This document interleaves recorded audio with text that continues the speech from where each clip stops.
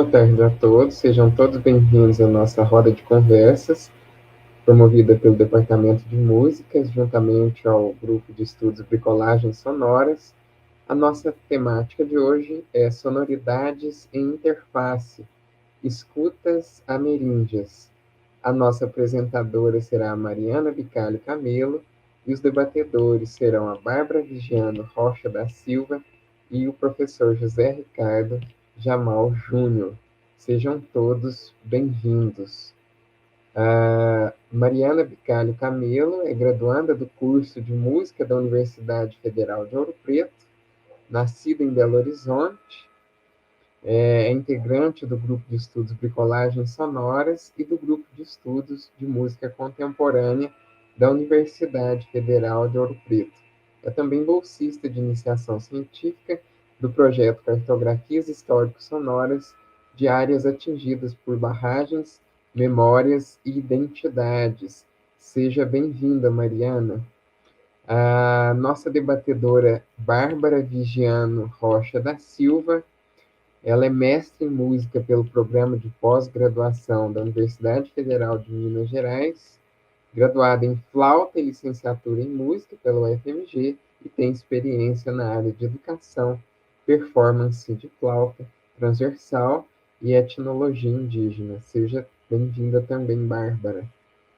O professor José Ricardo Jamal Júnior é professor da Escola de Música da Universidade do Estado de Minas Gerais, realizou trabalhos junto aos povos Ticumã, falantes da língua Machacali, é violonista, tendo atuado em grupos como Corda Nova, dedicado ao repertório contemporâneo. Colabora também no Grupo de Estudos em Música Contemporânea da Universidade Federal de Ouro Preto, o GENC, fruto de uma passagem do professor nessa instituição como professor substituto. Seja bem-vindo, professor José Ricardo Jamal Júnior. A nossa live de hoje, promovida pelo Bricolagens Sonoras, ela fecha o ciclo de lives realizadas desde o início deste ano. Mariana, nós te passamos a palavra. Fique muito à vontade. Muito obrigada, Isaías. Boa tarde a todos que estão aqui hoje assistindo essa live, as pessoas que vão assistir a live depois desse momento síncrono. E eu hoje, primeiramente, gostaria de agradecer pela oportunidade de estar aqui, podendo divulgar um pouco do artigo que eu escrevi. E peço, por favor, à Laura que coloque o slide que eu preparei para vocês.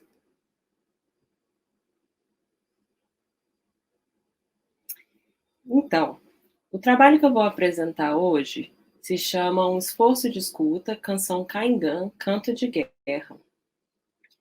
Esse trabalho ele foi construído em conjunto com o professor Charles Paiva, do Colégio Franciscano Sagrada Família, em Belo Horizonte, no qual a gente aplicou uma oficina para que ela fosse possível. Então, a gente vai esperar só um minutinho, que a Laura está colocando o slide aqui para a gente.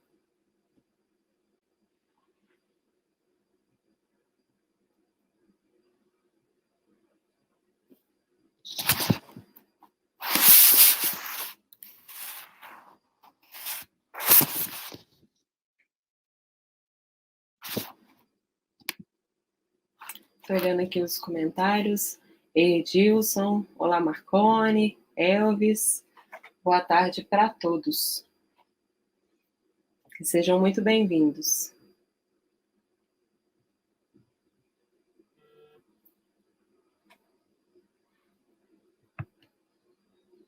Então, mais uma vez, eu queria agradecer também a oportunidade de estar aqui enquanto uma participante do Bricolagens Sonoras. Esse grupo de estudos começou em 2019 e ele é formado tanto por professores quanto por alunos do Departamento de Música da Universidade Federal de Ouro Preto. Então, assim, é sempre uma troca muito bacana que a gente teve ali dentro sobre a definição do que é uma bricolagens, a definição do que é uma bricolagens, e como é que a gente pode articular esses conceitos da música entre pesquisadores tão diversos. Aí, o slide chegou. Obrigada, Laura. Então, o trabalho que eu vou apresentar hoje chama O Esforço de Escuta, Canção Caingan, Canto de Guerra. Se a Laurinha puder passar para o próximo slide, por favor. Aí tem meu nome, meu e-mail, para todo mundo. Então, a primeira coisa que coloquei no slide foi: a experiência do ouvir possui significados. Porque, assim, em todos os lugares que nós vamos, em todas as coisas que nós fazemos, nós temos os sons ao nosso redor. Seja esses os sons emitidos pela natureza, pelo ser humano, pelas máquinas, né, que vieram pelo ser humano, e eles possuem significados no nosso contexto de vida. Então, a Leda Martins, que é uma doutora maravilhosa, no artigo Performances, Lugar da Memória, ela diz um pouco isso, que o som ele tem um significado e ele diz de lugares de memória, e que, ao mesmo tempo, a performance, ela não é só uma ação. Então, nos contextos rituais, nós temos, tanto no contexto do movimento afro, porque ela está dizendo especificamente de movimento afro, eu me esqueci, eu peço desculpa para vocês, eu vou abrir agora. Ela diz que os rituais afro-brasileiros, a linguagem, o corpo em performance não é apenas uma expressão de uma ação, não é só uma ação que a gente pulsiona, mas também um lugar de inscrição de conhecimento. E ele diz também da maneira que nós entendemos os afetos ao nosso redor, na maneira que nós nos mostramos e vivenciamos o mundo ao nosso redor. Então, aqui hoje, especificamente, eu vou estar falando para vocês sobre os caingãs nesse sentido, no sentido de, no contexto da música caingã, nesse caso, o canto de guerra. O que esse som diz para a gente? E essa música sendo colocada em um contexto diferente do seu originário, né, que é uma música ritualística, num contexto de sala de aula. Isso, quais significâncias e o que isso pode agregar num contexto de sala de aula? Laura, se você puder, por favor, passar o slide. Então, eu coloquei aqui o banner da nossa roda de conversa do dia de hoje. O tema é sonoridades, interfaces, escutas ameríndias. E o que eu venho trazer é uma proposta exatamente sobre essa escuta ameríndia. Então, eu coloquei um círculo azul ao redor, justamente para enfatizar isso.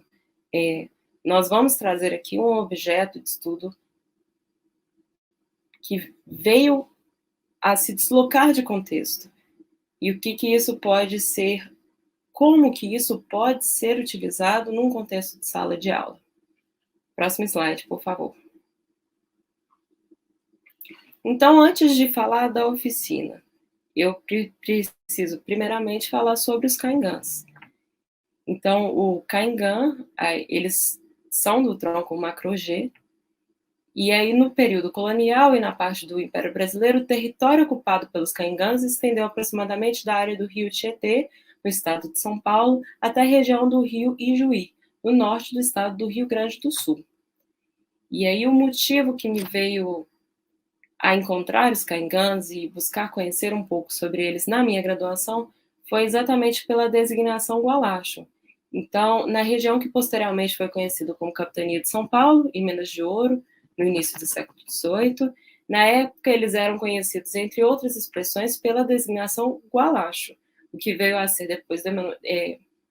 depois o Rio Gualacho do Norte veio a ter essa designação por conta disso. E eu sou orientanda da professora Virgínia Buarque, que provavelmente deve estar aqui com a gente hoje, e a nossa pesquisa diz exatamente dessa região do Rio Gualacho do Norte. Então, eu achei interessante colocar só uma contextualização de como chegamos até aqui.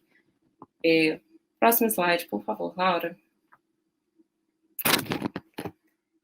E aí a gente chega na canção Caingã. Então, eu falei primeiramente sobre os caingãs, e agora a canção Canto de Guerra. A canção Canto de Guerra, ela foi vinda... eu fui ir até ela, né? Ela não foi vinda até mim. Eu e descobri essa canção por meio de um projeto chamado Cantos da Floresta, Iniciação ao Universo Musical Indígena, das pesquisadoras Magna Pucci e Berenice de Almeida. Elas fizeram um acervo de canções de diferentes povos indígenas e, a partir delas, criaram um livro didático, que nesse livro didático nós temos atividades, nós temos transcrições de canções ritualísticas para partitura e também alguns vídeos interativos que os estudantes podem interagir com esse repertório escolhido por elas. A canção Canto de Guerra é uma canção ritual. Então, quando a gente vai pesquisar um pouco sobre os caingãs, eles dividem as músicas entre músicas de rituais, de guerra e do gumã. E as canções do gumã estão ligadas ao tempo mitológico, que inclui as cantigas do bicho do mato. As músicas são acompanhadas por diversos instrumentos de sopro e percussivos. Um instrumento muito conhecido entre os caingãs, assim, conhecido por ser um instrumento caingã, é o arco de boca, que é esse instrumento que eu coloquei a imagem para vocês conhecerem.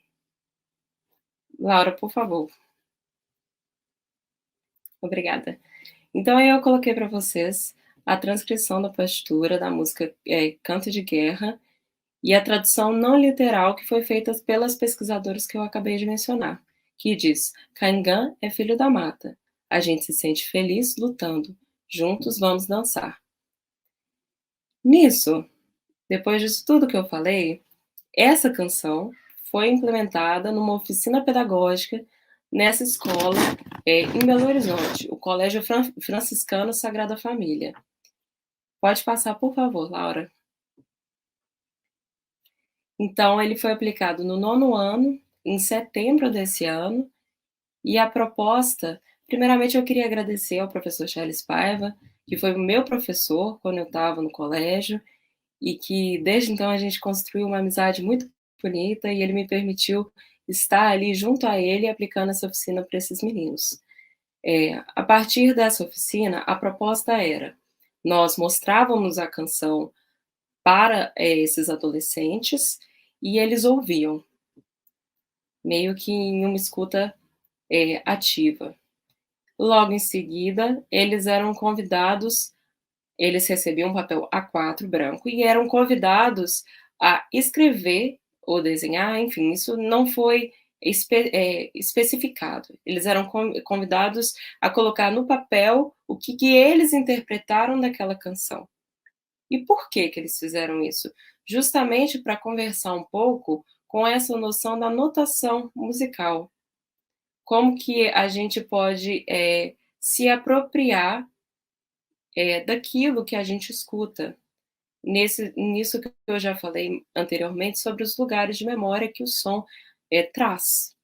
Então, eles foram convidados a escreverem nesse papel A4 o que eles entenderam da canção e logo em seguida fizeram uma roda de conversa que eles puderam discutir de onde que eles, assim, isso antes de dar o contexto da canção em si. O que eles sentiram, como que eles colocaram isso no papel, como que os colegas deles colocaram isso no papel e qual foi a sensação que a música trouxe a eles. Laura, se você puder, por favor, passar para a próxima. Então, aqui a gente tem alguns resultados, né? A gente vê aqui na imagem à esquerda, ritos, religião, culto. Nós temos algumas palavras que foram escritas. Tiveram alunos que não fizeram imagens que remetiam a uma pessoa, a um animal, e sim bolas, riscos, pontilhados. E a discussão ela foi muito rica. Assim, trazer isso, trazer o contexto dessa canção na sala de aula, faz com que o aprendizado sobre essa cultura ameríndia seja rica, uma vez que eles são convidados a deslocar um pouco desse lugar do aprendizado onde o professor diz e o aluno escuta, onde o professor afirma e isso é copiado para outro lugar. Então, aqui, eles participaram ativamente da atividade e puderam dizer o que eles entenderam a partir disso, sem grandes respostas concretas. Mas o convite era justamente fazer com que eles se sentissem parte daquilo e pudessem aprender num contexto de mão dupla com quem estava ensinando. Próximo slide, por favor, Laura. E por fim, eu coloquei nesse slide, ao falarmos sobre a língua como forma de comunicação e a partitura enquanto comunicabilidade, o convite aqui é pensar no acesso e ressignificação das expressões sonoras e musicais no contexto de sala de aula. A diversidade étnico-racial na escola não pode se limitar a uma discussão sobre conteúdos apenas. E é isso. Muito obrigada a todos pela oportunidade de estar aqui apresentando. Em caso de perguntas, eu estou aberta, nessa roda de conversa. Muito obrigada. Nós que agradecemos a sua participação, Mariana, ela só enriquece o conjunto das rodas de conversa que nós fizemos este ano, do Bricolagens Sonoras. Agora nós convidamos a professora Bárbara Vigiano Rocha da Silva, cujo currículo já foi lido no início da nossa roda, para debater o texto da Mariana e continuar a conversando um pouco sobre a temática. Bárbara, seja bem-vinda. A palavra é toda sua. Fique muito à vontade. Obrigada, Isaías. Obrigada a todos pelo convite e por estarem me recebendo aqui. Antes de eu começar a falar do texto da Mariana, eu queria fazer uma breve apresentação também. Laura, me ajuda aí? Pode abrir o PowerPoint, por favor.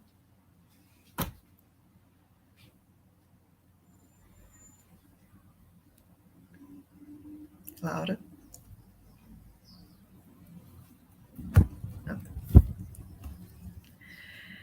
Então, eu vou apresentar um pouco sobre a minha pesquisa de mestrado, que eu resumi nesse título aí, Cactu, Aprendizagem e Sonoridades Tikmaan, porque foi uma investigação sobre os fazeres sonoros e a aprendizagem dos fazeres sonoros das crianças, que são as Cactu, dos povos Tikmaan, que também são conhecidos como Machacali.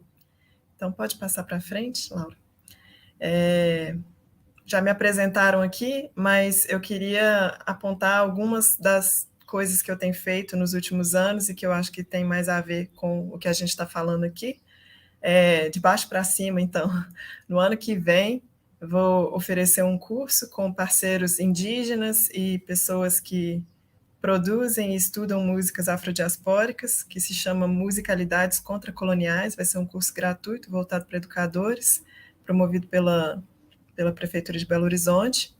E ano passado eu dei um curso também nesse sentido, que se chamava Aportes Pedagógicos para o Ensino de Músicas nas Escolas, que foi durante um congresso regional da Associação Brasileira de Educação Musical. E nesse meio tempo, ano passado e esse ano, eu produzi uma série de aulas online, de videoaulas online, intitulada Músicas Indígenas e Afro-Brasileiras, que trata dessa temática. Então, como vocês podem observar, apesar de eu ter feito música, feito mestrado em música e ter partido de um estudo etnomusicológico bem focado nos povos indígenas, ultimamente eu estou utilizando muito mais os meus conhecimentos na área da educação, quer dizer, em conjunto também com todos os aprendizados da etnomusicologia, para tratar da educação das relações étnico-raciais, as ERER, que a Mariana citou no texto dela. Então, pode passar adiante.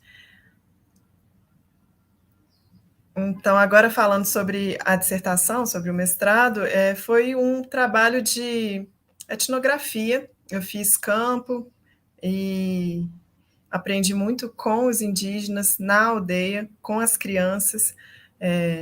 Não aprendi a língua, infelizmente, mas aprendi várias coisas, e apesar da dificuldade de comunicação por eu não falar a língua, foi muito rico o momento que eu passei, os momentos que eu passei com eles, e o material etnográfico colhido foi vastíssimo, de forma que eu acho que, mesmo que eu não tenha conseguido, talvez, realizar os meus anseios enquanto pesquisadora naquele momento, são conhecimentos interessantes sobre as crianças indígenas Tiquimã, que não tem muitos trabalhos feitos sobre elas, principalmente nessa área de etnomusicologia, de musicologia também. Pode passar adiante. Então, como eu falei, foi uma etnografia, né? Eu fiz trabalho de campo e tive contato com eles em outros contextos também, e busquei interagir com as crianças o máximo possível, entendendo que elas são os sujeitos da pesquisa, não eu. Apesar de eu escrever o texto, de eu conduzir a pesquisa, as grandes guias, as mestras, que vão ensinar o que é o aprendizado musical, o que é a música indígena e tudo mais, são as próprias crianças. Então, eu utilizei o máximo de recursos possíveis, né? Celular, gravador, desenhos, tudo quanto é coisa que elas pudessem me mostrar, a partir do ponto de vista delas, o que elas acreditavam que era interessante, que era importante de eu aprender.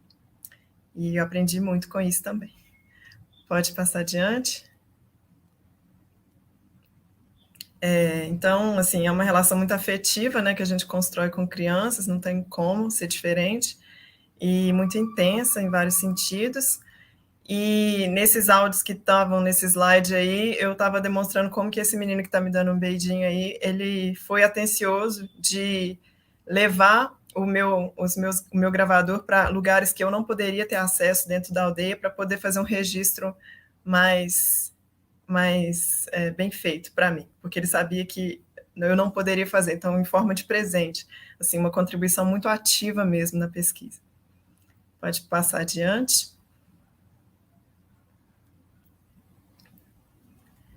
Eu não vou falar muito sobre os povos Tiquimã, porque senão vou esgotar o meu tempo aqui, mas são povos que vivem historicamente no norte de Minas, sul da Bahia, norte do Espírito Santo, toda aquela região ali que é conhecida como Vale do Mucuri, do rio Mucuri. O nome Tiquimã é um etnômico que significa agente mesmo, agente, humanos, ou homens e mulheres Tiquimã, e eles são monolíngues, ou seja, eles falam só Machacali dentro da aldeia. Claro que vários já conseguem falar português ou até outras línguas, mas pontualmente, algumas pessoas em alguns momentos. E os meus grandes interlocutores de pesquisa foram cineastas, assim, parte dos meus interlocutores de pesquisa foram cineastas Sueli e Isael Machacali, que estão na próxima foto, pode passar, que produzem diversos filmes, textos e trabalhos falando sobre os povos Tiquimã, falando sobre as aldeias deles, e são lideranças importantíssimas para a luta política dos indígenas Tiquimã, que, como de todos os outros indígenas do Brasil, não é nada fácil, porque a expoliação dos territórios deles é uma prática secular, né, de mais de 5 séculos de duração. Pode ir adiante. Essa foi a aldeia que eu fiz, o meu campo, a Aldeia Verde. Pode ir passando, agora são várias imagens, você pode ficar tipo uns 2 segundos em cada uma, assim. Aí, agora, tem uma coisa muito importante sobre os cantos do Tiquimã, que eles não são de autoria deles, não são de autoria das pessoas Tiquimã. Eles são várias coisas, entre elas, eles são Nhamitiu, que é uma palavra que pode ser traduzida de diversas formas para o nosso entendimento ocidental, e nenhuma delas é completa. Mas algumas das dicas que a gente pode ter para tentar começar a entender o que são os Nhamitiu é que, ao mesmo tempo que eles são os cantos, um repertório vastíssimo e infinito de cantos Tiquimã, são também povos que estão presentes nas narrativas míticas deles, e esses povos são divididos em várias categorias: povo anta, povo morcego, povo gavião. Talvez o Ricardo fale mais disso, porque a pesquisa, tanto de mestrado quanto de doutorado dele, foi sobre os Tiquimã, e ele vai falar muito melhor do que eu. E são também também o destino das pessoas Tiquimã quando eles morrem. Então, é o destino pós-morte deles, e é o nome que se dá para uns momentos de encontro que são momentos festivos, que tem muita mobilização estética na aldeia, de cantos, de danças, de cores, de vestidos, de comida, de várias coisas. E aí é isso, pode passar adiante. Essas são alguns exemplos do que pode ser Nyamichu. Esse aí é o Nyamichu Ninkao, que trata do crescimento das crianças. É um Nyamichu que cuida das crianças, dos meninos pequenininhos. Pode passar para frente que a gente vai ver mais disso. Então, aí vocês estão vendo um Ninkao carregando um menino que saiu da fileira onde estavam as mães e as irmãs, as mulheres, né? E está levando para o meio, lá onde eles estão concentrados com lama, e eles vão fazer vários processos de saúde, de manutenção de saúde desses meninos aí. Pode passar adiante. Aí vocês estão vendo os meninos depois desses processos, observando, acompanhando tudo. Pode ir passando, são várias fotos. Esses são outros Nyamichu, são chamados Tatakui. E aí tudo isso é para falar assim, que a música entre os povos Tiquimã, ela não é uma coisa só, como a Rosângela diz aí. A gente não pode generalizar a palavra que está no nosso dicionário em português para todos os tipos de fazeres, de trabalhos acústicos de todos os 300 povos indígenas do Brasil. Cada um tem uma prática diferente, cada aldeia faz também as suas próprias produções sonoras, e isso tudo a gente tem que entender contextualizado, ligado em diversos elementos que estão presentes na vida desses povos. Pode passar adiante. Eu acho que eu não vou chegar até o final, mas eu só vou... Pode ir passando. Eu só quero destacar o quanto que esses Nyamichu são importantes para as crianças também. Pode ir passando. Adiante. Elas são crianças muito autônomas, né, que vivem na aldeia. Vai passando enquanto eu vou falando. Que vivem na aldeia fazendo as atividades diárias livremente, buscando aprender e construir a própria autonomia com a própria experiência, claro que sempre com supervisão dos adultos, né, com muito cuidado por parte dos adultos, mas ao mesmo tempo com uma liberdade que a gente não costuma ver entre as crianças ocidentais. E isso permite que elas desenvolvam várias habilidades, várias características muito fortes, muito perceptíveis, principalmente no campo da aprendizagem. E aí, alguns elementos que estão aí nesse slide contribuem para a aprendizagem delas. Então, além delas serem autônomas, né, delas saberem que elas podem fazer muitas coisas e realmente fazerem, elas têm uma aldeia que permite que elas transitem livremente por vários espaços, e elas, por isso, estão em todos os espaços, a gente nota quase uma onipresença infantil na aldeia, e os adultos estão sempre disponíveis para ajudar elas a saciar a curiosidade delas quando elas querem aprender o que eles estão mexendo, o que eles estão fazendo, ajudar em algum serviço, alguma coisa, e com isso elas vão imitando eles e aprendendo as coisas que são do cotidiano. E também imitando os Nyamichu, que eu falei que quando vem para a aldeia mobilizam danças e cantos, então as crianças ficam cantando e dançando vários dias depois de um grande evento, de um grande encontro de Nyamichu, e isso tudo desenvolve capacidades profundas dos povos Tiquimã, que estão ligadas ao que a gente chama de xamanismo. Mas tudo isso eu estou falando assim, numa velocidade da luz, não dá para aprofundar agora. Só que esse é o tom da minha pesquisa. Pode passar adiante? E aí é isso, sobre a minha pesquisa, o meu trabalho. Eu acho que pode finalizar por aí, Laura.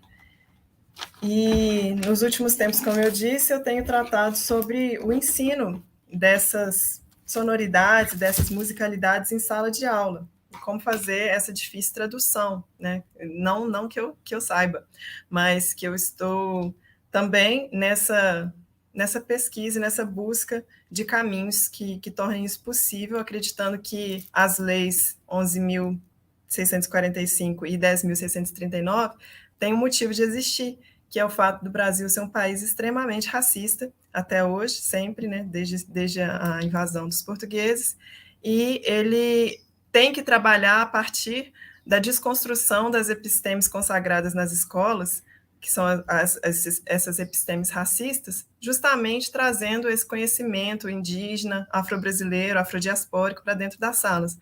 Mas, assim como a Mariana apontou no texto dela, só mudar o currículo, mudar a matéria, não é suficiente. Ainda mais quando a gente tem, no caso da música aqui, uma diferença fundamental sobre o que é a música indígena e o que é a música não indígena, só para usar duas super generalizações assim que são também problemáticas, mas de qualquer forma, a distância entre o que a gente pode generalizar como músicas indígenas e músicas ocidentais são muito grandes, é muito, muito grande. Então, por isso, eu acho que não é um trabalho fácil, mas é um trabalho louvável e necessário. E eu parabenizo a Mariana por estar aí nessa busca também. Nós agradecemos a presença da Bárbara, da Mariana. Agora nós teremos o professor Ricardo Jamal Júnior, também fará suas considerações a respeito do trabalho da Mariana, e também apresentar algumas reflexões que vem desenvolvendo o professor Ricardo Jamal. Seja bem-vindo, a palavra é sua. Obrigado, Isaías. Obrigado, Laura, aí pela gerência toda da tecnologia, como sempre, né? Muito brilhante aí.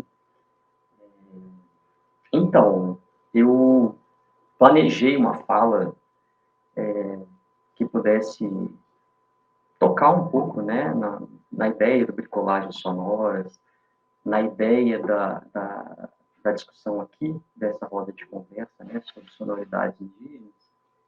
Estão me ouvindo? Laura? Sim, tá bom, ok. Desculpem. Então tá. Qualquer problema vocês me avisem, porque eu vou perder vocês de vista aqui, quer dizer, eu mesmo, né? Estou vendo eu nesse momento, mas eu vou começar por essa apresentação, então, que tem mais a ver com o meu campo de trabalho, mas na qual eu tento articular alguns desses pontos, né?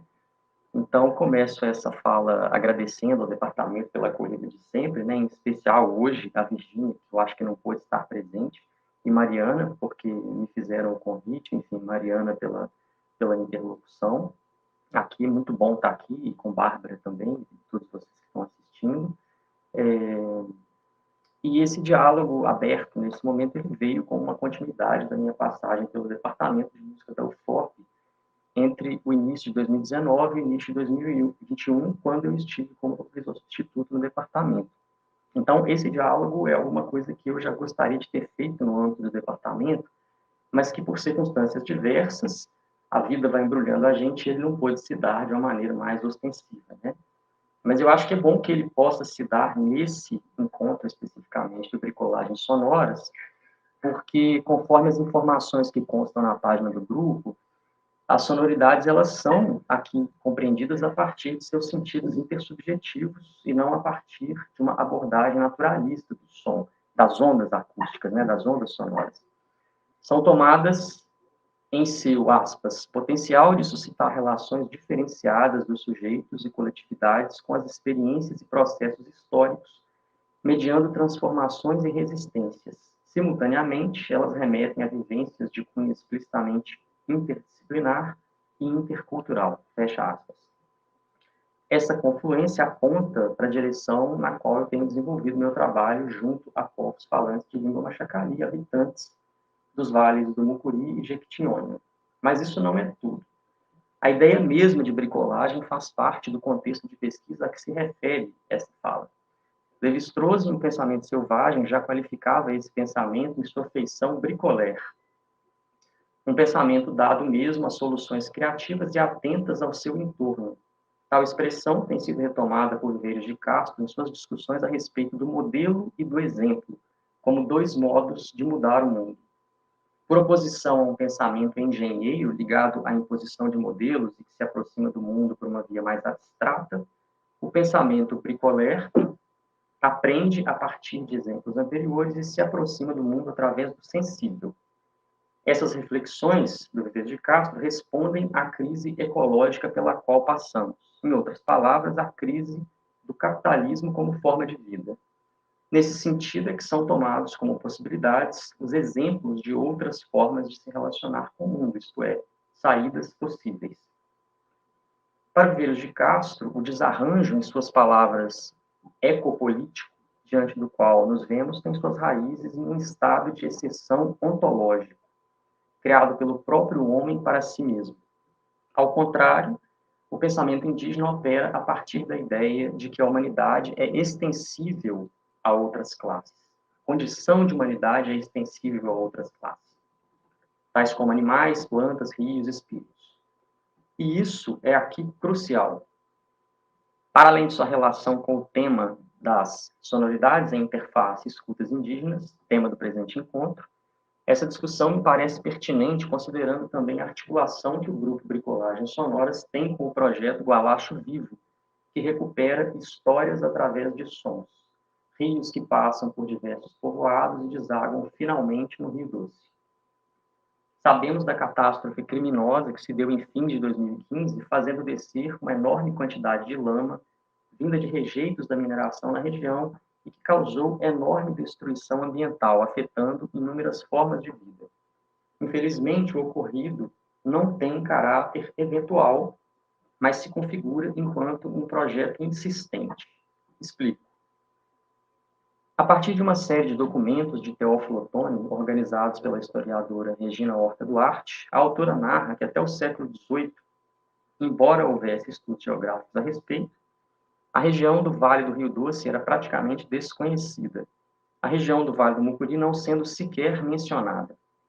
O desbravamento efetivo da região do Vale do Mucuri ocorrendo apenas em meados do século XIX, empreendimento realizado em grande parte por meio da Companhia de Navegação do Vale do Mucuri, chefiada por Otoni, que prometia trânsito, mapeamento e comércio na região. Contudo, a empreitada civilizatória projetada para a região foi permeada por encontros com índios, com a mata e com os rios. Não se tratava, como se sabe, de uma região intocada, inabitada, diferentemente do que afirmava em 1837, um prussiano morador de Ouro Preto para quem aquelas eram, aspas, matas desertas, fecha aspas, desejoso de organizar uma colônia com estrangeiros na região do Mucuri. O impulso civilizador é que supostamente imprimiria sentido e história para a região de, aspas, brenhas inóspitas, fecha aspas, na expressão do próprio Teófilo Otoni. Nesse sentido, todos os recursos naturais eram vistos apenas como passíveis de serem aproveitados comercialmente. Conforme nos diz Horta, a relação do homem vindo da civilização com o meio ambiente daquelas matas é sempre relatada a partir da dificuldade encontrada em adaptar-se aos seus mais variados aspectos. Despreparo do corpo, da pele, da visão, dos ouvidos. Grifo, dos ouvidos. Portanto, para tornar esses locais habitáveis, seria preciso destruí-los. Além do obstáculo ambiental, havia também os índios, habitantes dessas matas, aspas, bugres que infestam as matas do Mucuri, fecha aspas, nas palavras de Vitor Renault, engenheiro contratado pela presidência da província de Minas, em 1836, para explorar a região do Mucuri com vistas a criar uma colônia de degredados e vadios. As populações que ali habitavam não interessavam os desbravadores enquanto mão de obra, já não era mais este o ponto. O interesse essencial era a terra, menos ainda interessavam-os essas populações em sua feição de alteridade. Muito embora o próprio Teófilo Otoni ressaltasse a violência dispensada aos nativos à época e nos tempos anteriores, o tom humanista permanecia carregado de etnocentrismo. A ocupação desses territórios se daria por outras populações, madeirenses, franceses, suíços, austríacos, belgas, holandeses, prussianos e até alguns chineses. Muitos detalhes dessa história de violência, miséria e desprezo pela alteridade e destruição ambiental, como ainda hoje entre nós ecoa, podem ser encontrados no livro Notícias sobre os Selvagens do Mucuri, organizado por Horta, em 2002, intitulado homonimamente a uma carta de Teófilo Otoni dirigida a Joaquim Manuel de Macedo, reconhecido escritor brasileiro, membro da Academia Brasileira de Letras. Após dar suas notícias, Otoni encerra a carta, aspas, o que fica escrito é tudo quanto sei dos selvagens do Mucuri. Reconheço que são materiais toscos. Não me sobra nem tempo nem aptidão para os preparar e coligir melhores. No entanto, fico fantasiando ter, com o pouco que acumulei, proporcionado ao sublime cantor da nebulosa e espirituoso autor da moreninha, assunto com que seu fértil engenho erija à literatura nacional monumentos novos. Desta minha carta, meu amigo senhor doutor Macedo pode fazer o uso que convenientemente lhe parecer, certo de que só a deferência ao seu pedido me animou a escrevê-la. Fecha aspas. Sem o interesse de entrar em uma discussão que merece ser tão pormenorizada quanto necessária, vale ressaltar que na esteira de escritores como Macedo, vieram outros como José de Alencar com seus Guarani, Iracema, Ubirajara, sem mencionar os compositores brasileiros e não só da música de concerto, o que nos coloca questões que talvez não tenham passado pelo devido escrutínio, de modo a podermos, enquanto sociedade e enquanto artistas, conhecer e reconhecer sem fantasia outras formas de estar no mundo, outras sonoridades, outros modos de escuta.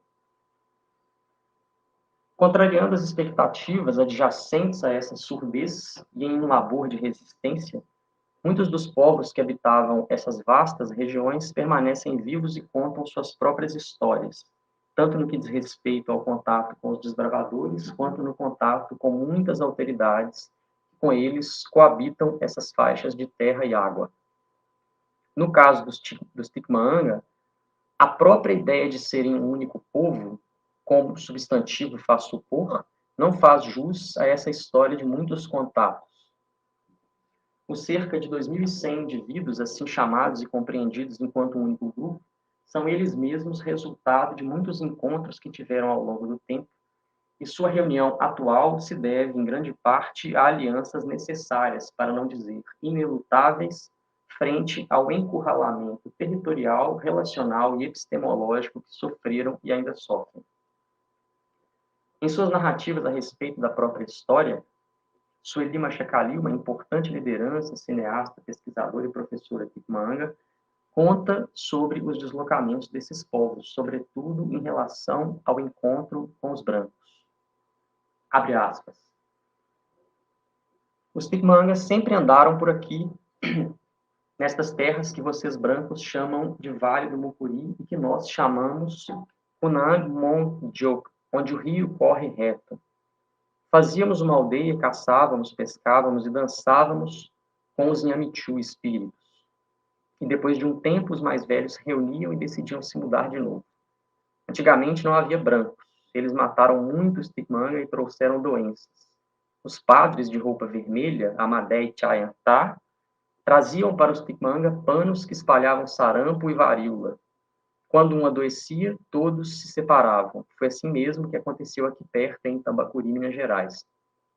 Os Tikmaangas subiram até o Vale do Jequitinhonha, onde hoje fica Araçuaí, Minas Gerais.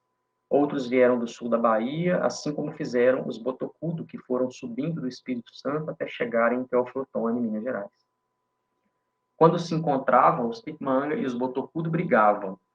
Mas havia o espírito de uma criança, minha Mirnã, que sempre nos avisava quando alguma ameaça com os brancos ou os botocudos se aproximava. À noite, ele vinha e avisava: Pai, pai, vocês devem partir. Os brancos estão vindo para te matar. E então os Tikmaanga fugiam. Por fim, chegamos onde hoje ficam as aldeias de Água Boa e Pradinho e nos escondemos em Micaicacá, debaixo da pedra. Quando os brancos se aproximavam ou os Tikmaanga ouviam passar um avião, corriam para dentro de uma gruta em Água Boa. Os brancos iam embora pensando que tinham acabado com todos, mas eles estavam lá, escondidos. Com o tempo, não teve mais jeito e eles tiveram que se envolver com os brancos. Os brancos traziam uma faca e eles trocavam por terra. Traziam um boi e eles trocavam por terra. Os brancos tiravam foto dos homens e das mulheres e diziam: aqui está o Kodju, a alma de vocês. Se vocês não forem embora, vamos destruir vocês. E os Tikmaanga, com medo de perderem seus Nhamichu espíritos, fugiam. Assim, os fazendeiros foram tomando as nossas terras e derrubando toda a mata. Nós mesmos vimos com nossos próprios olhos a mata grande, mas com o tempo os fazendeiros derrubaram tudo e a floresta virou capim. Nós, Tikmaanga, tivemos que escolher. Ou perdíamos a terra ou perdíamos a língua. Preferimos perder a terra do que perder a língua. Se tivéssemos escolhido perder a língua, já não existiríamos mais. Fecha aspas. Há tempos, algumas das vezes que partiam para outro lugar, iam informados de que adiante encontrariam caça e outros recursos. Não encontrando os objetos das falsas promessas, voltavam para o sítio anterior. Mas diziam eles, então, já tinha saído cidade, locais onde não mais encontravam pouso, partindo novamente em busca de outras partes onde pudessem ficar por um tempo. Assim é que eles nos descrevem a história desses lugares, a história da ocupação dessas grandes regiões pelas frentes colonizadoras.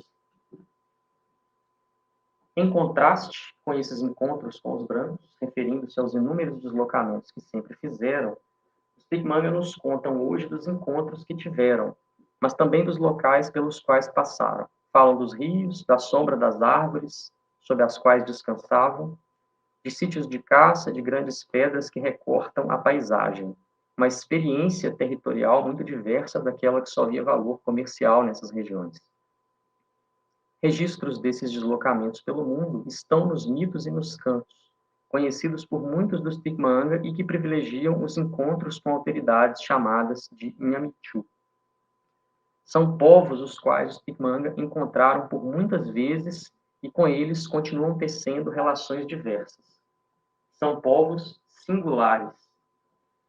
Os Chunin, povos morcego-espíritos, por exemplo, foram encontrados igualmente por um antepassado no mato. O antepassado, dando falta de suas bananas, foi espreitar, e pelas pistas sabia não ser bicho, mas também não ser gente. Descobriu então que se tratava dos Chunin. Eles comiam a mesma comida, a banana.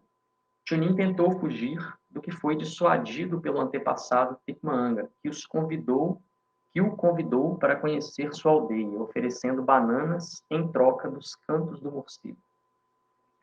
Os Patachu, povos papagaio e espíritos, foram ainda outros povos com quem se encontraram os Pigmanga, estando reiteradamente na literatura a respeito dos Pigmanga associados aos Pataxó, habitantes do sul da Bahia. Nota-se que extensas redes de troca foram estabelecidas através dos tempos entre grupos distintos que percorriam uma mesma região.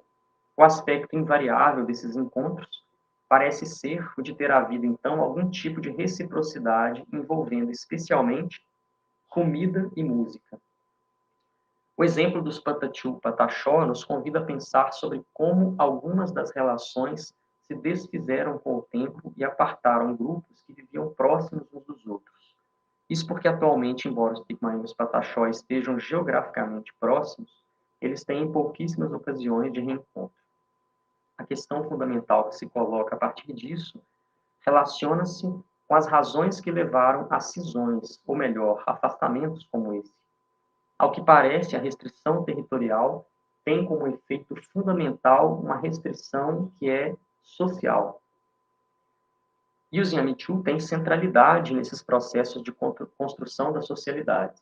O que interessa ressaltar nesse sentido é que a própria manutenção da vida, aliança e cisões, movimentações no território, reações diante do colonizador, aquisição de víveres, se opera fundamentalmente pela via estética, visto que passam pelos Nhamichu, que se caracterizam, por sua vez, pela beleza, pelos seus corpos pintados, pelos seus cantos.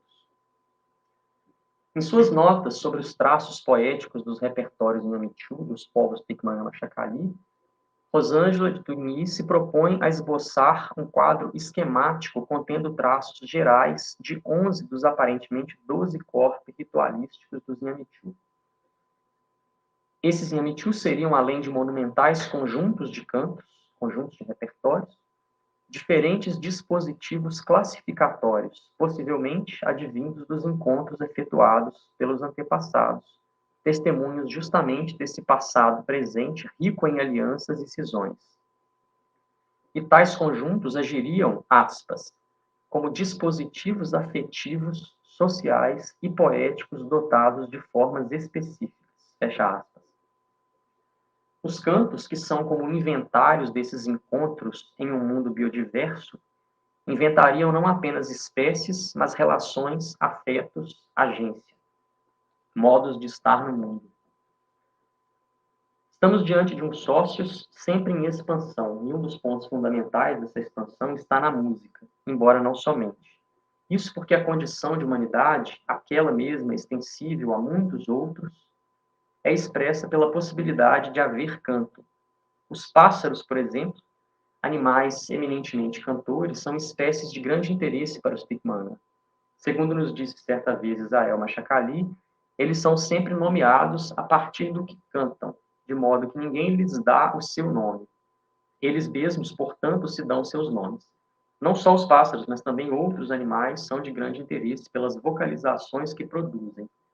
Em uma ocasião, lembro de ter mostrado a alguns amigos de Tupinambá um vídeo de um guariba, um macaco que roncava continuamente, produzindo um som surpreendente.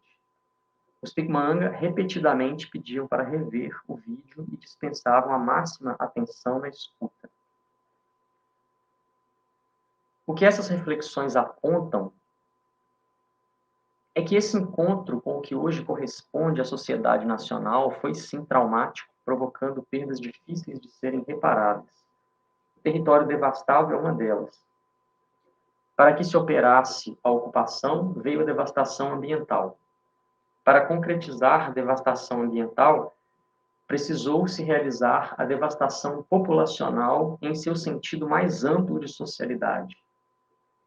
Assim, a guerra trazida pelos brancos significou um empobrecimento simultaneamente territorial e societal do cenário cosmopolítico tupinambá.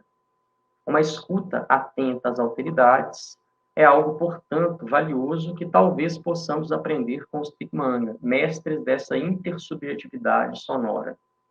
Note-se, por fim, que as palavras do Zianichu são sempre musicais. E para os Tupinambá, escrever, disse Kanyambi, riscar o som, o que aproxima mais o texto verbal de uma partitura musical, de uma escrita musical, do que de uma escrita sem música, impassível de ser lida na mudez. O lastro é som e é preciso escutá-lo.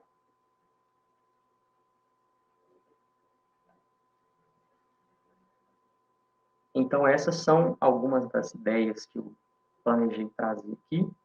Eu não sei se Isaías quer abrir para questões, e durante as questões eu posso fazer os comentários.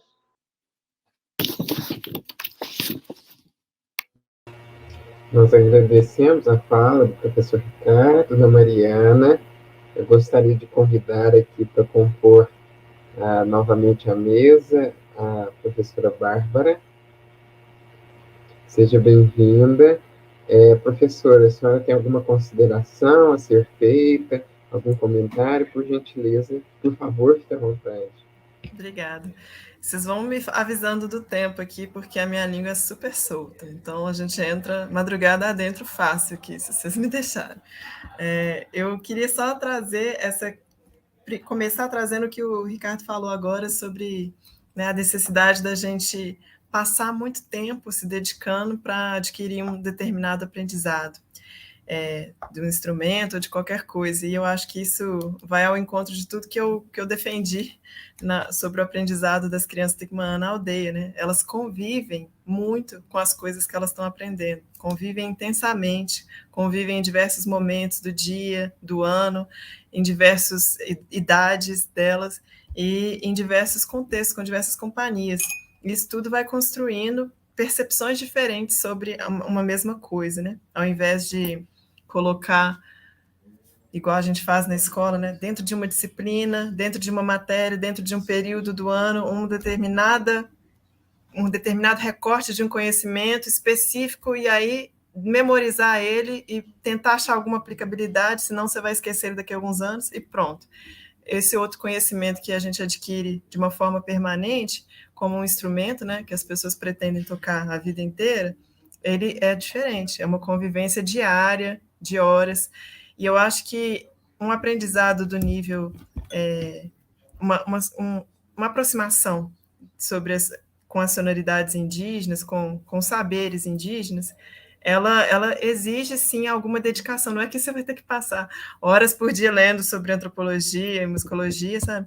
Mas passar algumas horas ouvindo indígenas falarem, como o Ricardo falou, né, nos diversos documentários que tem disponíveis gratuitamente na internet sobre, fazer uma visita de campo.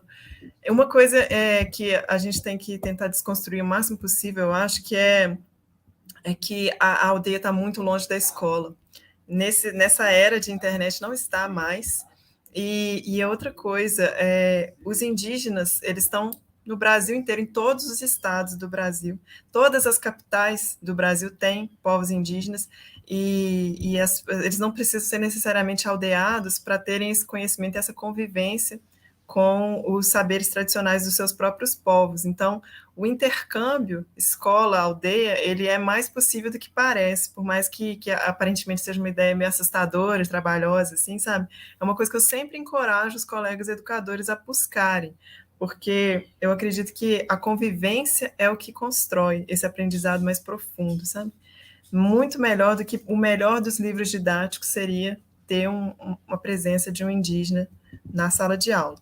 Nem sempre isso é possível, mas existem alternativas, como o Ricardo falou. E aí eu vou voltar, além desse vídeo das crianças Ikipeng, que é ótimo, né? É do vídeo nas aldeias isso, então, assim, recomendações, são recomendações.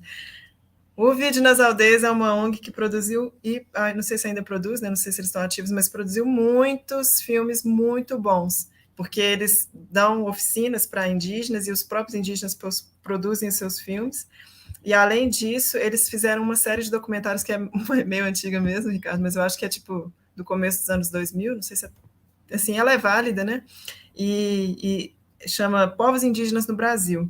Tá no Vimeo, gratuito, acho que são 6 vídeos, e são vídeos muito interessantes, porque eles pegaram várias etnias, e um indígena de cada etnia, inclusive tem os Machacali também, falando um pouco sobre si, né? Apresentando para as pessoas, e ao mesmo tempo eles apresentam também a visão dos não indígenas sobre os indígenas, sabe?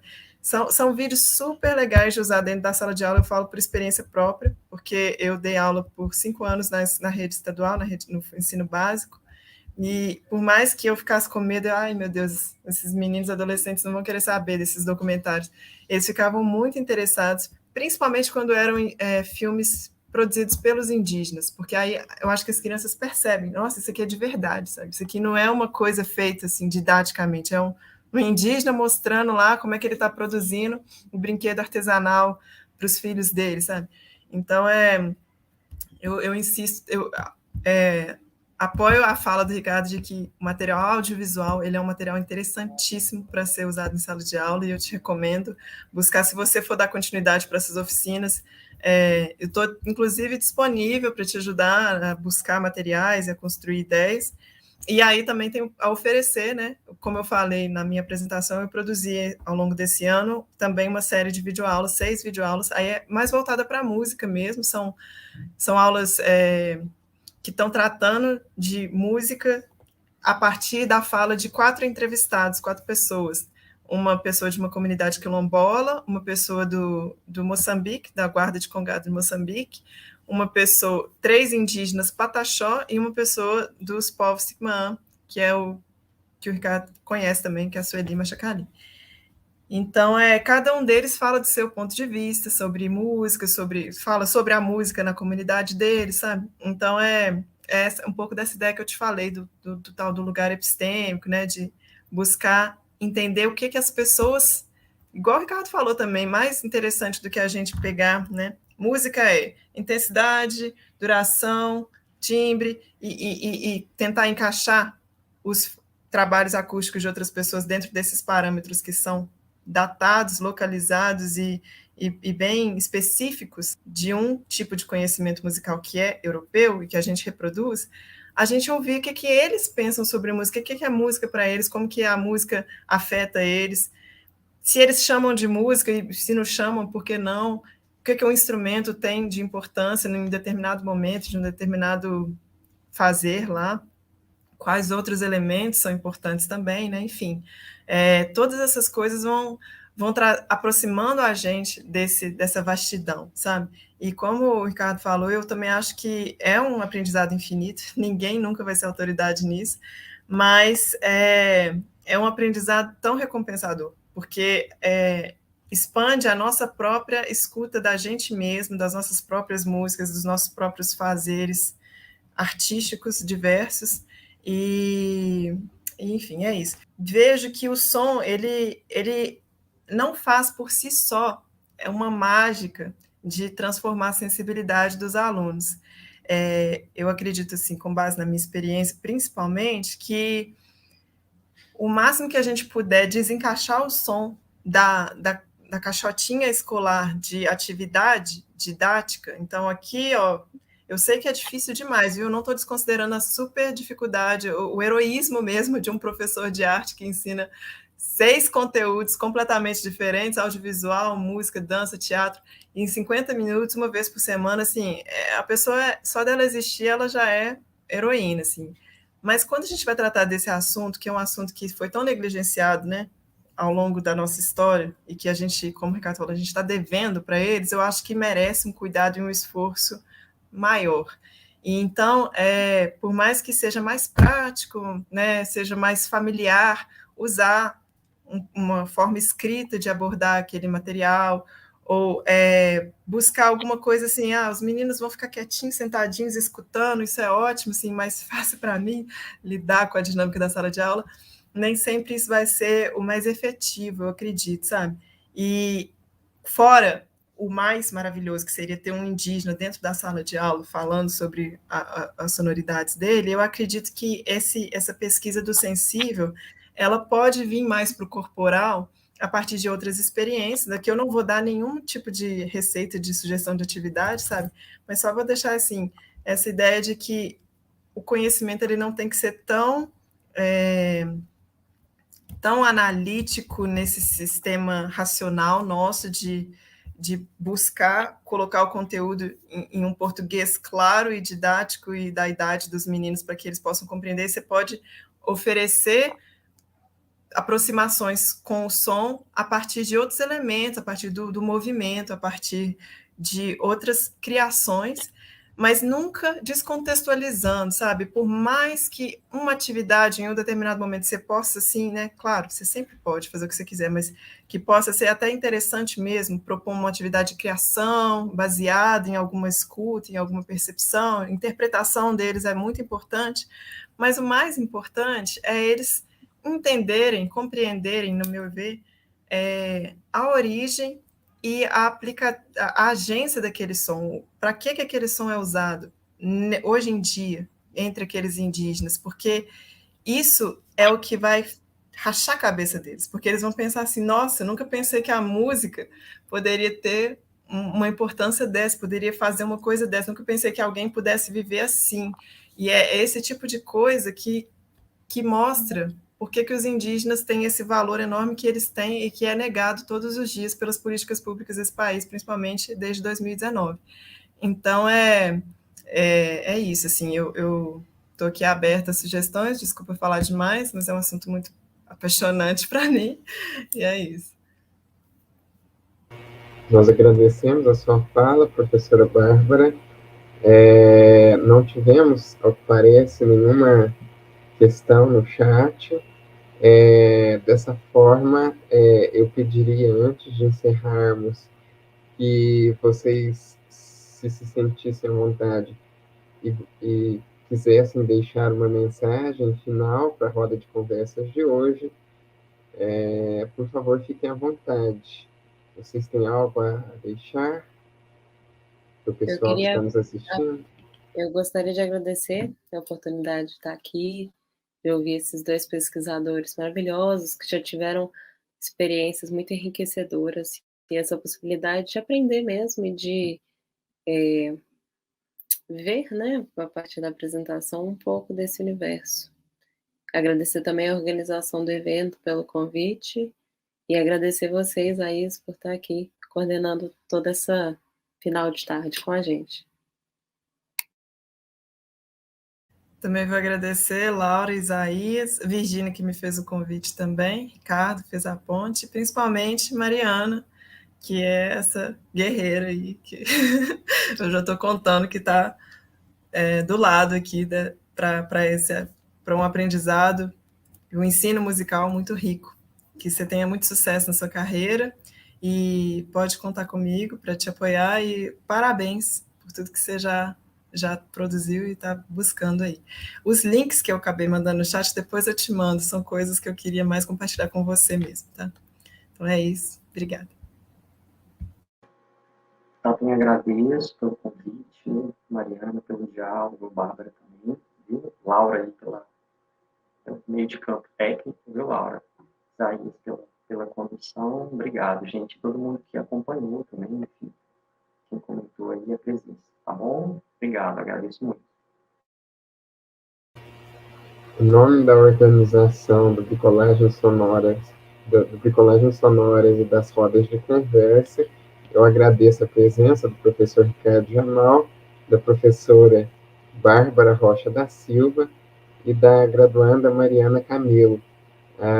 Depois, se desejarem, vocês poderão assistir essa live completa, ficará disponível no YouTube do Departamento de Música da Universidade Federal de Ouro Preto. Nosso muito obrigado a todos.